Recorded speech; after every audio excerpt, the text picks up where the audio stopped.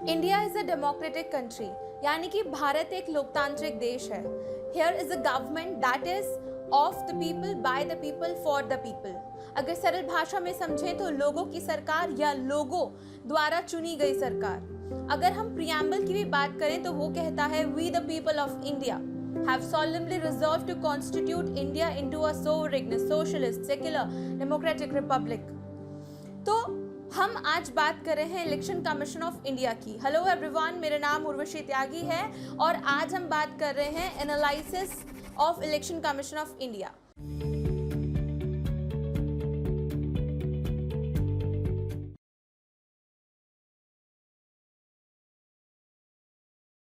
सबसे पहले election commission of India एक ऐसी बॉडी है जो ये इंश्योर करती है कि हमारी कंट्री में फ्री एंड फेयर इलेक्शन हो। उसके बाद अगर हम इसके फीचर की बात करें तो ये एक परमानेंट बॉडी है। परमानेंट होने के साथ साथ ये एक इंडिपेंडेंट बॉडी भी है जिसको इस्टेब्लिश किया गया है under the constitution of India. आप सोच रहे होंगे कि एस्टैब्लिश अंडर कॉन्स्टिट्यूशन मतलब इसका मतलब ये होता है कि जो अथॉरिटीज जो बॉडी कॉन्स्टिट्यूशन के अंदर एस्टैब्लिश हुई हैं, जैसे कि supreme court is establish under the constitution of India, high courts are establish under the constitution of India. ठीक उसी तरीके से election commission is also establish under the constitution of India. अब अगर हम बात करें ये इलेक्शन से कैसे जुड़ी है, तो क्योंकि हम जानते हैं कि इलेक्शन जो है वो बहुत इंपॉर्टेंट फीचर है एक डेमोक्रेटिक कंट्री का। तो इट्स वेरी इंपॉर्टेंट हमारे देश में जहाँ पर इतने सारे धर्म है, इतनी सारी कास्ट है, इतनी डाइवर्सिटी है, वहाँ पर खासकर पॉलिटिक्स और रिलीजन को अलग रखना थोड़ा सा मुश्किल होता है। तो ये ऐसे में ये इंश्योर करने के लिए कि इलेक्शन जो है वो किसी भी तरीके से इन्फ्लुएंस ना हो, चाहे वो रिलीजन से इन्फ्लुएंस ना हो, चाहे वो पॉलिटिकल पावर से इन्फ्लुएंस ना हो। और जहाँ तक बात है इंडिया की, जहाँ पर बहुत सारे लोग जो हैं आज भी अनएजुकेटेड हैं, तो उनको जो है इलेक्शन से रिलेटेड और वोट देने से रिलेटेड इन्फ्लुएंस करना बहुत ही आसान हो जाता है पॉलिटिकल पार्टीज को या पॉलिटिकल पार्टीज के पॉलिटिशियंस को।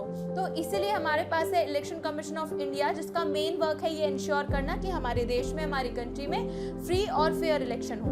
अगर अब हम बात करें आर्टिकल की, तो इलेक्शन कमीशन ऑफ इंडिया से जुड़ा एक आर्टिकल है आर्टिकल 324 ऑफ इंडियन कॉन्स्टिट्यूशन। इसमें कुछ अहम बातें लिखी हैं। अगर हम बात करें फर्स्ट पॉइंट की, तो फर्स्ट पॉइंट कहता है पावर के बारे में, यानी कि इलेक्शन कमीशन ऑफ इंडिया की क्या पावर होगी। तो अगर हम पावर की बात कर रहे हैं तो सुपरिंटेंडेंस की पावर है, डायरेक्शन की पावर है, कंट्रोल की पावर है। और ये किससे जुड़ी हुई है? ये जुड़ी हुई है इलेक्टोरल रोल प्रिपेयर करने से, यानी कि preparation of the electoral rolls. उसके बाद अगर हम एक और पॉइंट देखें तो वो बात करता है कि इलेक्शन कमीशन ऑफ इंडिया में कौन कौन है, व्हाट इट कंसिस्ट ऑफ।